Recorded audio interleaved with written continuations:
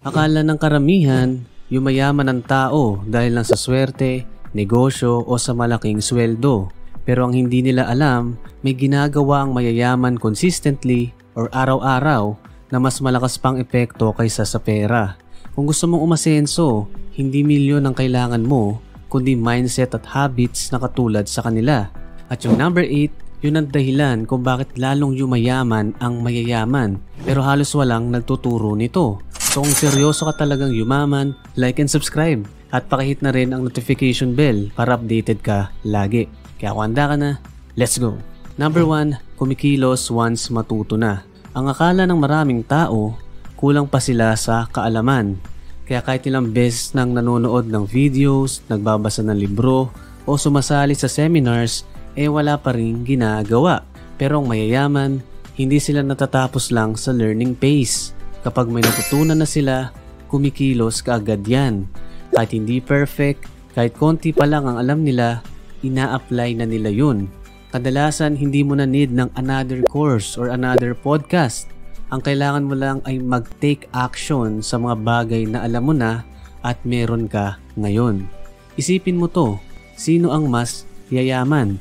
Si Juan na nagbasa ng 50 books on business pero wala pa ring naumpisahan ni isa. O si Pedro na nagbebenta na sa Facebook page niya kahit isa lang ang nabasa niyang libro. Hindi ba lamang nakagad si Pedro kasi kahit papaano nakapag-start na siya. Kaya kung seryoso kang yumaman, gawin mong default setting ang pag-execute sa mga natutunan mo. Tandaan, hindi mo kailangan maging expert bago magsimula. Magsimula ka para maging expert. Next, iniiwasan yung 50-50 mentality. Alam mo yung mga taong laging may plan B. Yung kapag nagsimula ng negosyo, parang half committed lang. Kapag hindi agad gumana, quit. Kapag may bagong opportunity, may nakabang na excuse kung bakit hindi itutuloy. Yan ang 50-50 mentality. Pero ang mayayaman, once na nag-decide, they go all in. Hindi half-hearted. Walang muntik. Muntik na akong magnegosyo. Muntik na akong yumaman. Kasi kapag 50% lang ang effort mo, 50% lang din ang magiging resulta niyan. Kadalasan nga, 0% pa kasi hindi ka seryoso. Sabi nga sa isang quote, the moment you commit fully, doors you didn't even know existed will open for you.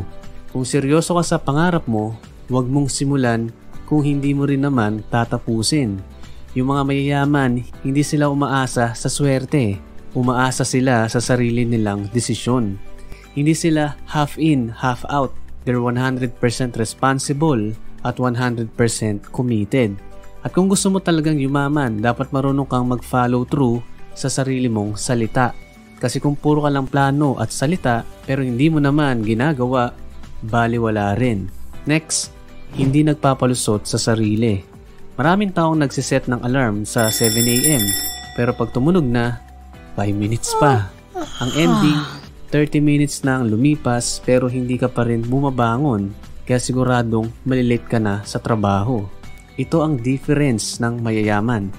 Hindi sila gumagawa ng palusot para sa sarili nila.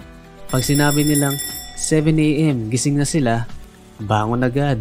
Wala nang tanong-tanong, wala nang palusot pa. Hindi nila tinatanong ang sarili kung nasa mood ba silang magtrabaho today.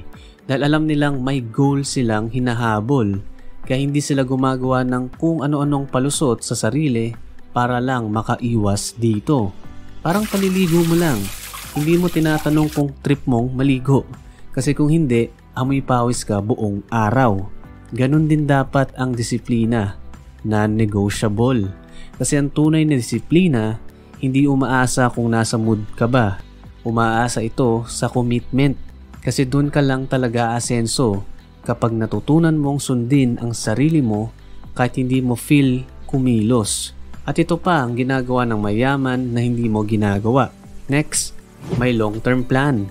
Ang karaniwang mindset, basta may pera ngayon, solve na. Pero mayaman palaging may plano.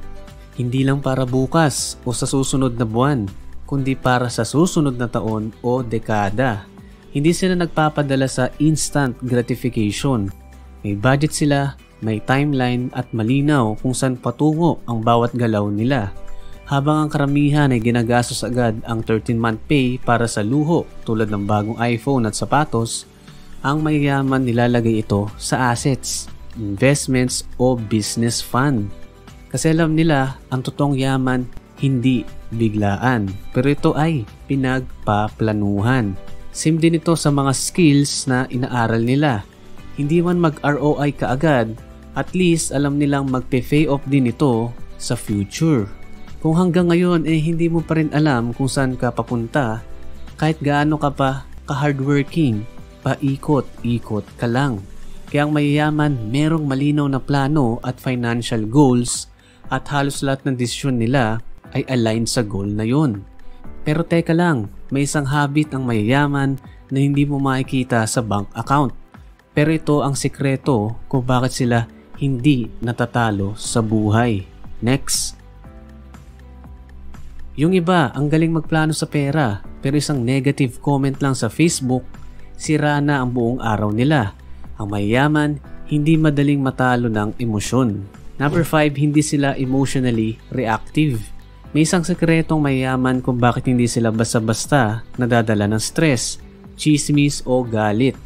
Pinipili nila kung anong dapat pansinin. Habang ang karamihan, ubos ng energy sa away, pakikipagdebate sa social media, sa notifications at issue ng ibang tao at mga artista, ang mayayaman kalmado lang, focused pa rin. Hindi dahil wala silang pakialam, kundi dahil may mas mahalaga silang iniisip, ang long-term goals nila. Hindi sila triggered sa lahat. Hindi nila hinahayaan ang outside noise na kontrolin ang utak nila. Minsan kahit inaaway na sila, hindi sila pumapatol. Bakit? Kasi alam nilang every reaction has a cost, oras, peace of mind at energy. At kung uubusin mo yan sa bagay na wala namang ROI, ikaw rin ang lugi. Habang ang iba, galit sa gobyerno, galit sa kapitbahay, sila tahimik lang.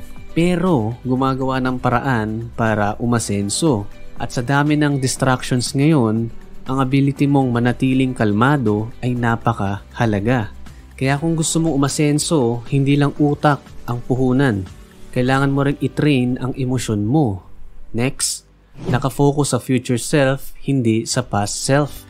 Ang mahirap sa karamihan, nakatingin palagi sa nakaraan. Hindi ako magaling sa pera.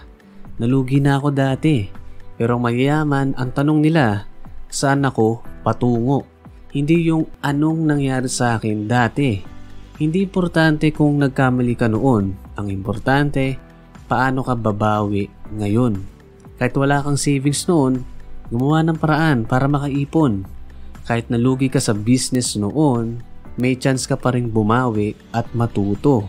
Hindi mo kontrolado ang nakaraan, pero kontrolado mo ang direksyon mo ngayon.